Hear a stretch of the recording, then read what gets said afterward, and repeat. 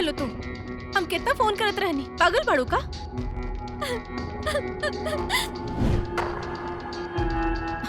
आप काहे ना फोन उठावत रहनी?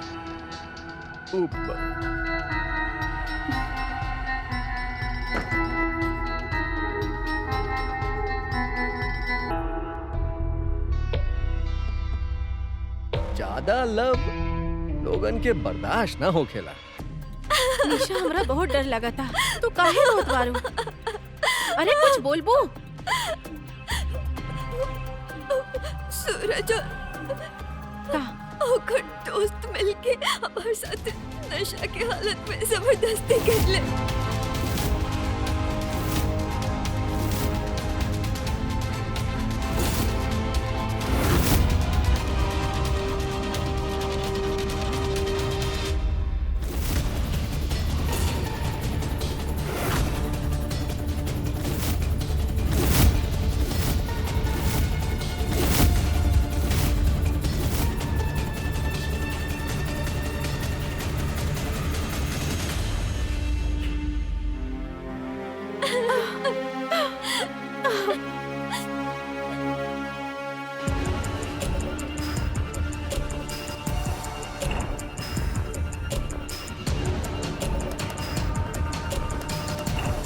ट्रायल रूम में उहे कमी न रहे सूरज, उहे परफ्यूम के महक।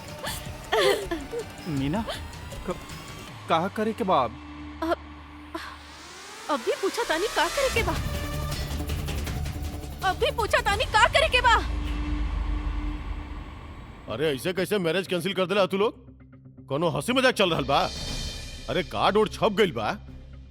रिसेप्शन हॉल के खाली 20 लाख रुपया बुकिंग देले बानी हमनी के। बात कर रहल बानी आप लोग हमसे। वो सब अब हम नहीं जानत। अभी शादी ना हुई मतलब ना हुई। अरे ऐसे कैसे ना होखी? तोहार बहन कुछो अनाप शनाप बकी तो हमनी मान ले। अब का सबूत है कि सूरज और ओकर दोस्त पगला गइल बाड़ू का? कोई अपन मंगेतर के साथ ऐसे करी?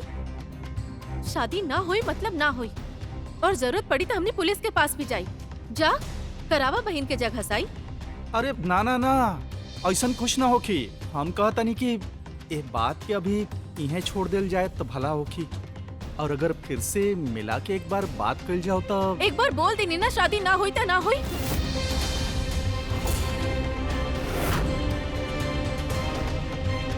तो हमू देखा तानी कैसे ना होखी। हम समझावता नहीं उनका के, आप गुस्सा मत करी मीना। अब तो शादी हो के रही।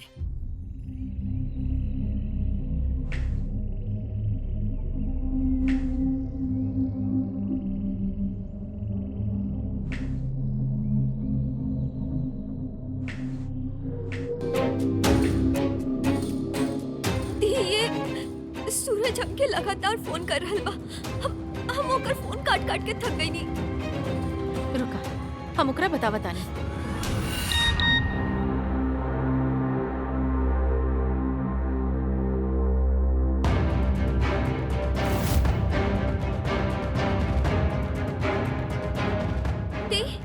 का भाई बोली ना। निशा,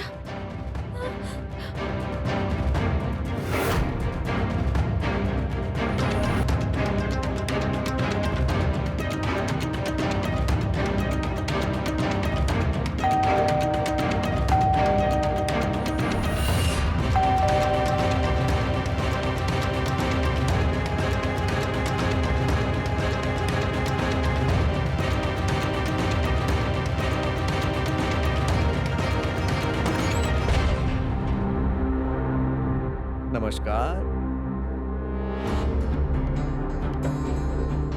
कार्ड छपके आ गइल बा तो सचनी के आप लोग के भी दिखा दी, ऐसे पहले कि शहर में भी बढ़ जाए। लीना, अरे ला।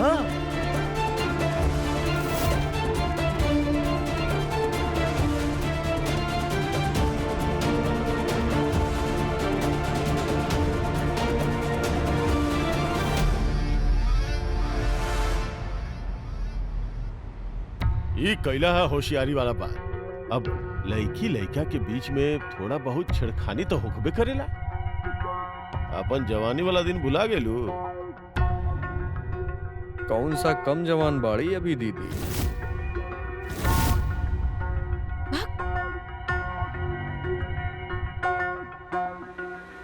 अरे चली अब शादी के तैयारी करी, 15 दिन बचल बा खाली। और लड़की वाला के तो बहुत इंतजाम करे पड़ेला। एकदम धूमधाम से तैयारी करब, कोनो चीज के कमी ना होके के चाहिए एकदम। अरे अवधेश राय के नाम बा समाज में, नाम में कोनो कमी ना होके के चाहिए। बढ़िया से तैयारी करी, चली तैयारी करी। और निशा हमरा साथे मैरिज के रिंग के नाप देवे खातिर जौहरी के पास चलबू का? हाँ हाँ जाई ना, तू जा इनका साथ है। हाँ तू चला मीना। हाँ हाँ जा जा चला।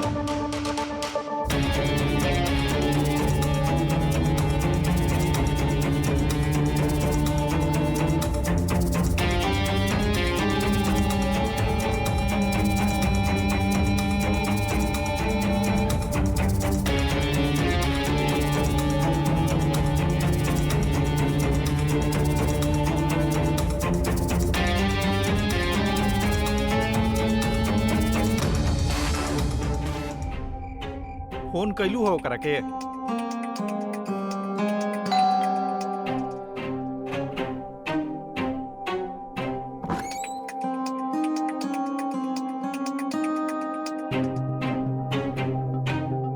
इतना देर काहे लग गई? इनका नाप लेवे में टाइम लग गई। काहे कि मीना जी सोनार एक गोना न रहे। आप लोग चली जाई यहाँ से, निकली। अरे मऊगा चुप, मार के मुंह तोड़ दे। बात करता।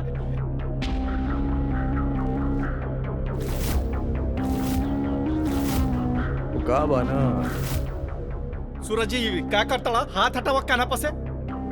हमके निशा से ज्यादा आपसे अट्रैक्शन हो गई बा।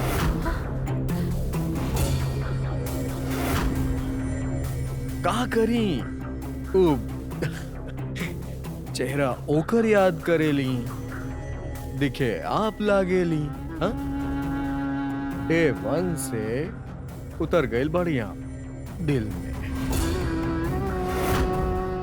अब दिल के तलब ता आप ही मिटा सकेली ना। का बकवास करता रे? हाँ पगला के लिए बड़का। अरे बाय गॉड, ये कौना लैंग्वेज में बतिया रही? हाँ अरे भाई रिश्तेदार बानी ना हमनी, मिलजुल के रहे के बाकी ना। अरे समाज में का इज्जत रह जाई, का मुंह दिखावल जाई? हाँ और हम तो बस सादा ना, तनी लव हम करब और तनी तनी ई लोग। हाँ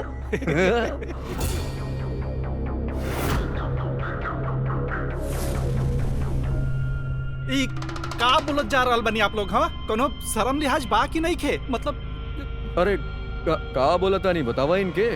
अब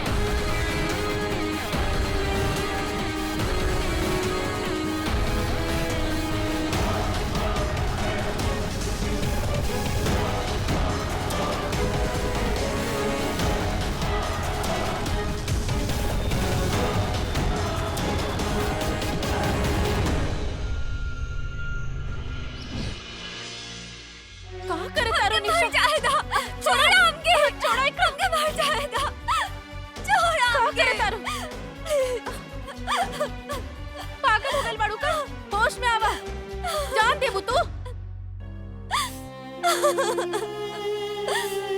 कहाँ बचल बा जान दीदी, कहाँ बचल बा?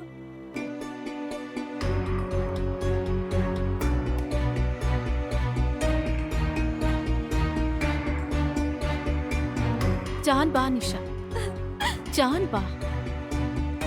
अभी हमने मरल नहीं की, मरल नहीं की निशा। उठा,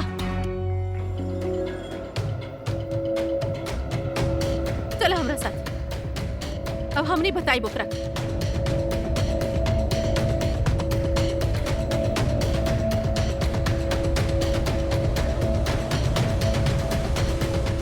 देखा आपने, मीना और निशा की जिंदगी में इंसानी रूपी राक्षस घुस आए। जिंदगी रसातल का नरक बन गई। विवाह जैसे पवित्र बंधन में बंधे जा रहे लोग एक घृणित और भयानक भंवर में फंस गए। सूरज और उसके दोस्तों का अब मीना और उसके परिवार पर रोज ही हमला होने लगा। अश्लील वीडियो से लेस इन हैवानों की गिरफ्त में 2 मासूम बहनें कुछ ऐसे फंस गई जैसे लकड़ बग्घों से घिरी मेमनी। पर लोग कहते हैं हर अपराध की अपनी नियति होती है, हर पापी का अंत होता है और जरूर होता है। तो क्या ऐसा ही कुछ इस दरिंदे दामाद के साथ भी हुआ?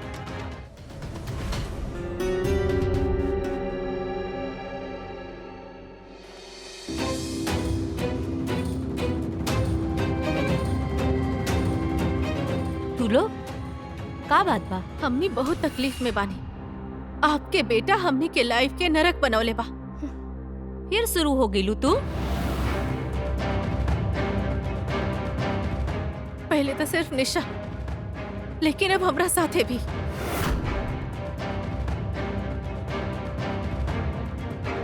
चुप करा, पकड़ा अपन फोन ना निकला यहाँ से।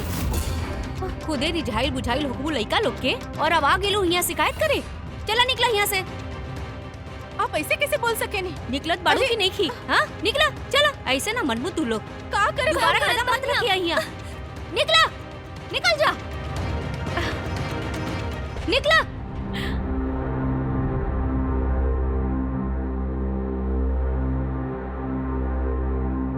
चला हो, जल्दी जल्दी काम करा। तू लोग जे पाड़ा।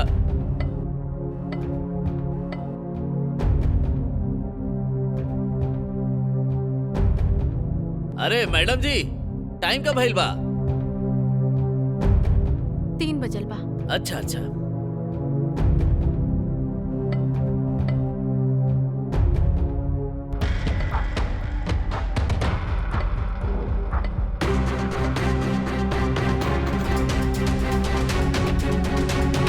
मैडम, कोनो काम बा का? हम लोगन मेहनत मजदूरी करीला। दिहाड़ी मजदूरी के 300 रुपया, अब मिस्त्री के 700। आप हमर कार्ड रख ली। रख ली, इमे हमारा नंबरो बा। कोनो भी काम होके बोल दी। हाँ मैडम।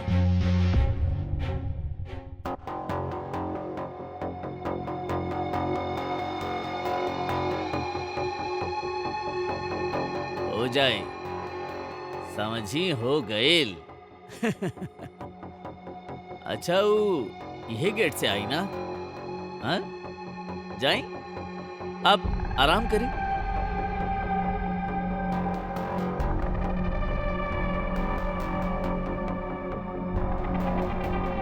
अंडूस, अरे कहाँ बड़ा हो?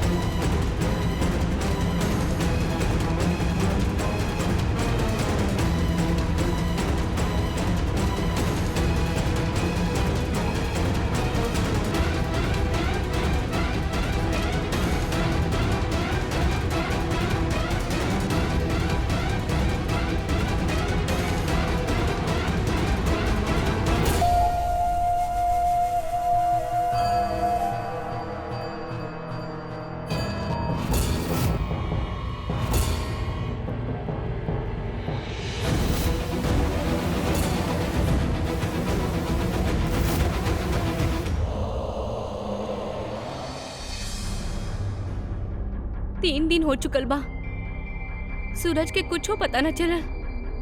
पुलिस में खबर कर दिहल जाए।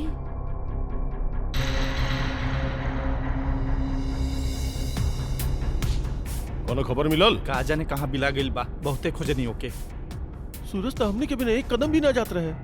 पता ना 3 दिन से कहाँ गायब बाप, कोनो खबर ही नहीं के। शहर के चप्पा चप्पा छान मरनी, उनकर होके वाला ससुराल भी गइल रहनी। वो लोग भी बहुत परेशान बने। सूरज 3 रोज से उहो नहीं खेले। अरे हमनी पुलिस में काहे नहीं खिजात? अरे चुप करा तू। पुलिस पुलिस, तू लोग जा यहाँ से, और कोनो खबर मिले तो तुरंत हमरा के फोन करा। निकला।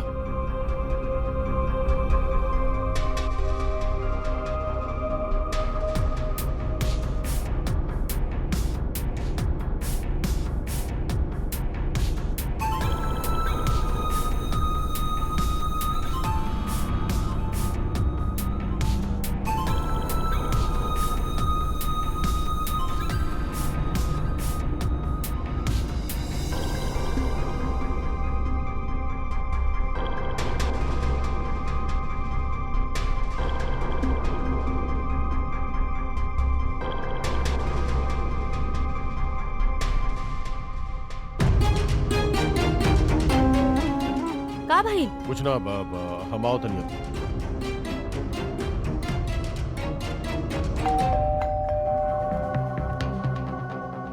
सूरज कहाँ बा? सूरज हमरा नहीं के मालूम। नहीं के मालूम? ये देखलू कि ना, देखलू कि ना? ओ तब आप अभी देख ले बानी। ये देखनी है कि ना?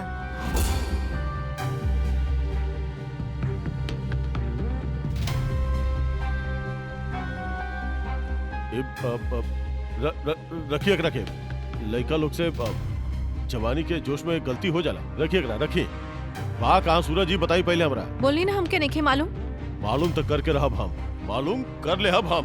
चल बंटे गाड़ी निकाल।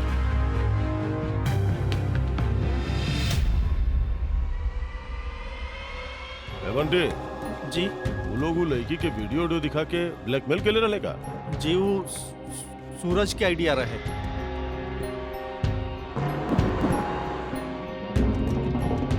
रुक रुक रुक रुक। अरे सूरज की घड़ी आई था। पिछला साल सिंगापुर से लायल रहनी, एकरा पास कैसे?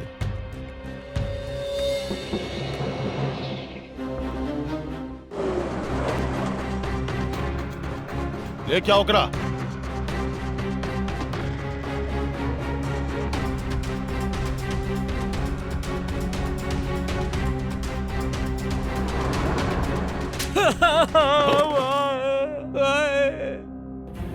हम कुछ हो गए। एगो औरत हमके 2 लाख रुपया देली, बोली एगो लड़का के मार के जमीनिया में गाड़ दिया। कौन औरत? वह होकी मीना। काट दे अब पूरा खानदान के ऊंचे। चला।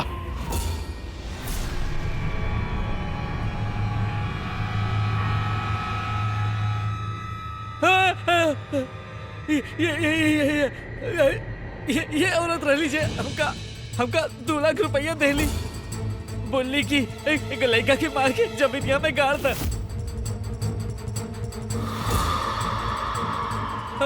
बस वही कहनी, और हम का करी?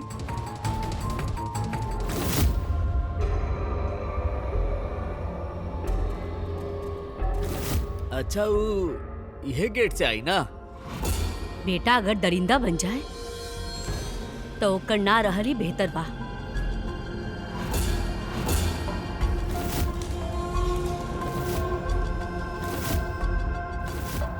सूरज ही समाज खातिर खतरा बन गई रहे। ई समाज में रहे लायक न रह गई रहे वो। वैसे भी तो का सारा जिंदगी जेल में ही कटत ना। सूरज बाहर परितोष आइल बा, कब से आवाज लगावता। अरे तो अंदर का है ना आयल। अब ठीक बा, हम जाता नहीं।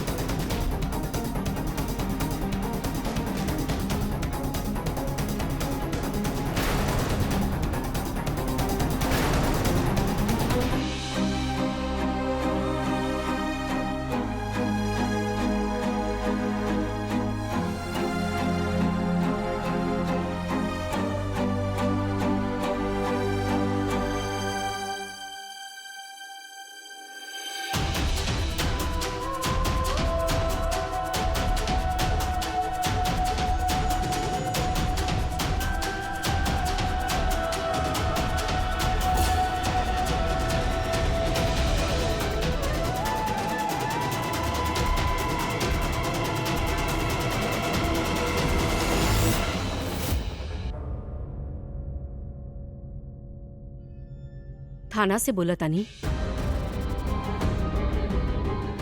हम शोभा राय, हम अपन बेटा के हत्या केले बानी।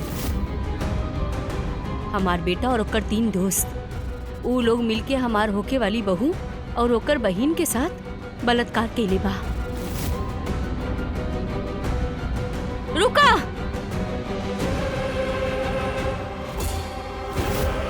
आप जल्दी आई, कहीं गुस्सा में आके हम ही तीनों के बिना गोली मार दी।